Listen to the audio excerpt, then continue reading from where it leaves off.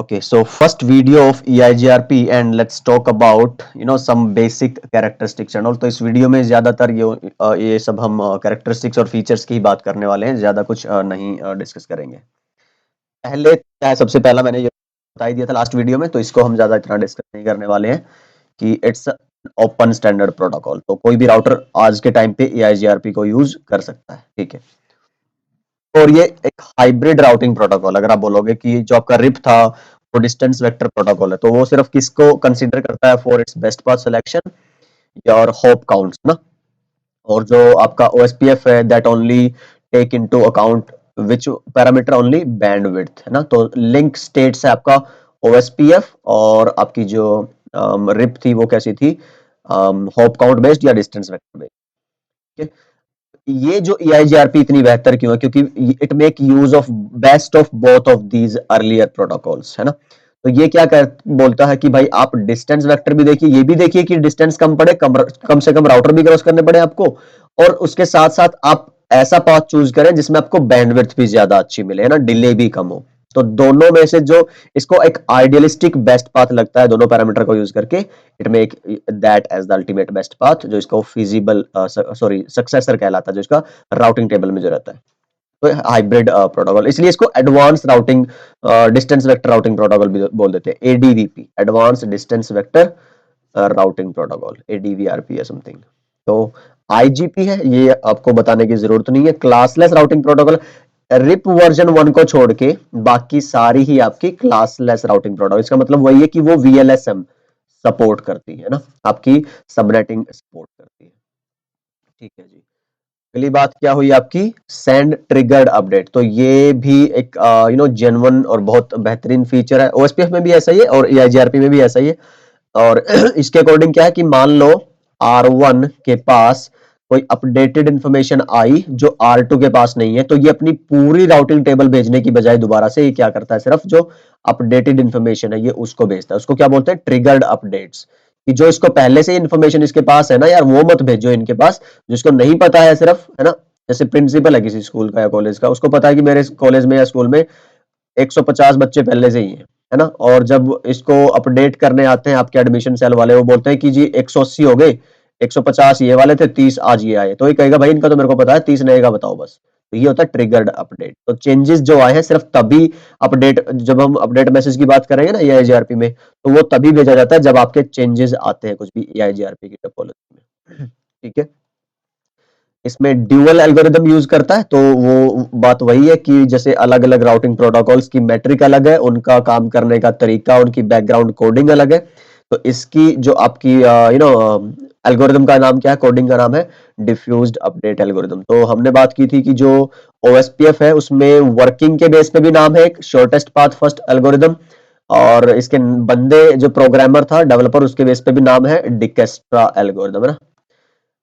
इसमें सिर्फ आपकी वर्किंग के बेस पे नाम है, इसमें प्रोग्रामर के नाम पे कुछ नहीं है। और ड्यूअल एल्गोरिदम जो है वही मेक श्योर करता है कि ये एक लूप फ्री टेक्नोलॉजी रहे EIGRP आपकी, है ना। तो OSPF में भी ऐसा ही, OSPF में तो फिर भी कुछ हद तक टेम्पररी लूप्स बनने के चांसेस रहते हैं, पर इसमें कोई भी किसी तरह का चांस नहीं होगा। वो हम बात करेंगे जब हम successor, feasible successor, FD, AD, RD की बातें करेंगे, है ना। और ये जब हम नेबरशिप की बात करेंगे तब हम देखेंगे कि जब दो राउटर OSPF के सॉरी EIGRP के अंदर हैं, और जब वो नेबरशिप बनाने लगते हैं, एक दूसरे के साथ अटेम्प्ट करते हैं, और आपने बोला कि जी इसमें राउटर EIGRP और AS नंबर यूज होता है इसमें, खैर हम प्रोटोकॉल की कॉन्फ़िगरेशन के टाइम पे बात करेंगे। जैसे OSPF में प्रोसेस ID हुआ करती थी, इसमें AS नंबर यूज होता है। तो इसमें आपने 10 अगर डाल दिया और इसमें दूसरे राउटर में आपने राउटर EIGRP 20 डाल दिया, तो OSPF में तो ऐसा चलता था क्योंकि वो प्रोसेस आईडी लोकल होती थी, एक राउटर और दूसरे राउटर पे कंपेयर नहीं होती थी नेबरशिप बनाने के लिए। पर EIGRP में ऐसा नहीं है, अगर सेम AS में है दो राउटर तो तभी वो सेम टोपोलॉजी में माने जाएंगे EIGRP की, और तभी वो नेबर बनेंगे, otherwise they will not become neighbour. तो ये यहाँ पे नेबर नहीं बनने वाले, ठीक है।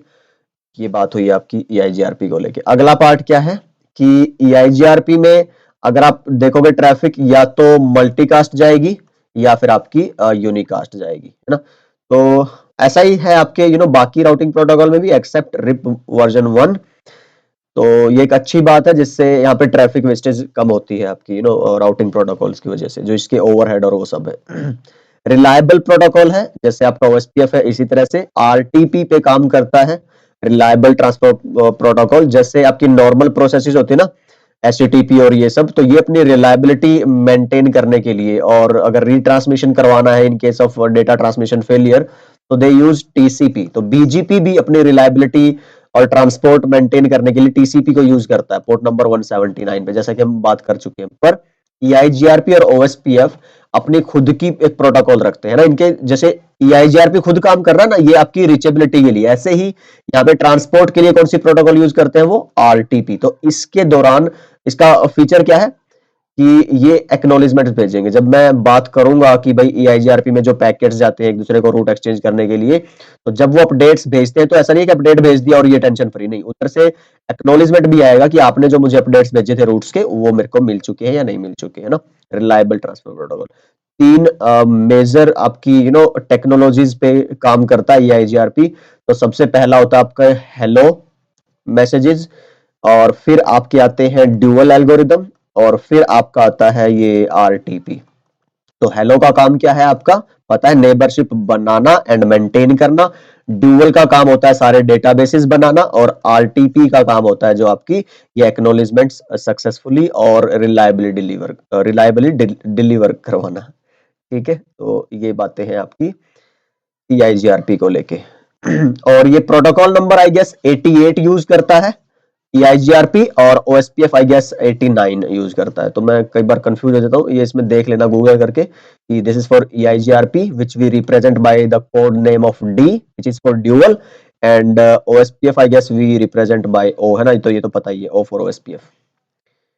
अच्छा, टाइमर की अगर तुम बात करोगे कि भाई जो ईआईजीआरपी के टाइमर है which makes it the fastest routing protocol. क्यों? अब देखो कि ये बहुत जल्दी आपके चेंजेस को सेंस कर सकता है, और विद इन मिली सेकेंड्स आपके जो नेटवर्क चेंजेस है उनको क्या बोलते हैं, प्रोपेगेट करवा के, और बेस्ट जो रूट अगर इवन डाउन भी है उसके क्या बोलते हैं as a replacement second best path को फर्स्ट बेस्ट पाथ बनाकर और आपका नेटवर्क अप कर देता है, अगर मैं बहुत सिंपल लैंग्वेज में बात करूं। और ये करने का जो टाइम है इस प्रोटोकॉल का सबसे कम है, तो इसीलिए ये क्या है आपकी फास्टेस्ट राउटिंग प्रोटोकॉल। तो इसमें जो डाउन टाइम है, तो that is like the minimum, the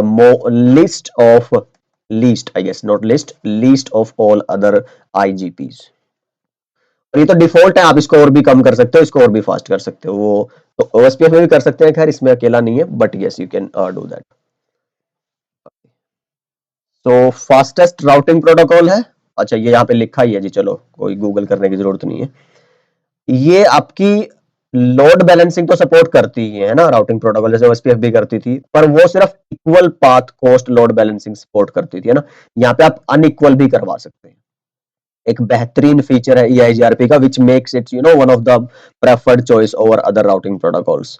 unequal, तो ये अभी मैं ज्यादा नहीं बताने वाला हूँ इसके बारे में, तो जब लैब्स और प्रैक्टिकल्स की बात आएगी तब हम ज्यादा डिस्कस करेंगे। थोड़ा सा आइडिया ये है, R1 से R2 पे जाने के अगर 2 पाथ है, एक R3 एक R4, और यहां से आपका बेस्ट पाथ है, और सारा डेटा सपोज करो सारी जो ट्रैफिक है सारी कस्टमर्स की यहां से जा रही है, और आप चाहते हो कि यार ये तो मेरा जो लिंक है वो ओवर यूटिलाइज हो रहा है और ये अंडर यूटिलाइज हो रहा है, चाहे ये 1G का लिंक है और चाहे ये आपका 100 का लिंक है, तो लेकिन कोई तो इससे भी जाए, क्योंकि ये तो पाथ खाली पड़ा है ना, आपका अंडर सब्सक्राइब्ड है।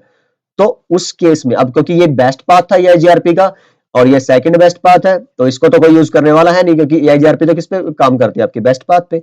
तो आप manually unequal path cost load balancing करवा के इन दोनों पाथ को ही यूज कर सकते हैं। That is possible only with the EIGRP. और ऐसे कितने पाथ आप यूज कर सकते हैं उसकी भी हम बात करने वाले हैं। अच्छा, रीडिस्ट्रीब्यूशन के केस में जब ईआईजीआरपी की आप बात करोगे तो एक इंटरनल ईआईजीआरपी आ जाता है, एक एक्सटर्नल, तो रीडिस्ट्रीब्यूशन में हम बात करेंगे तो उसके हिसाब से यहाँ पे एडी वैल्यू चेंज हो जाती है। तो इंटरनल 90 और एक्सटर्नल की देखोगे हाइयर है बाकी सारी आईजीपी को कंपेयर, रिप से भी ज्यादा है। तो मतलब ये हुआ कि आपकी जो राउटिंग डोमेन्स है वो इनहेरेंट राउटिंग प्रोटोकॉल को ज्यादा तवज्जो देते हैं in comparison to your redistributed routes. Okay, तो एक ये बात आपकी जानने वाली है। चलिए ये मैंने तुम्हें बता दिया है कि कौन सी की टेक्नोलॉजीज यूज करता है EIGRP अपने फंक्शंस के लिए। One is hello messages, one is RTP and one is dual.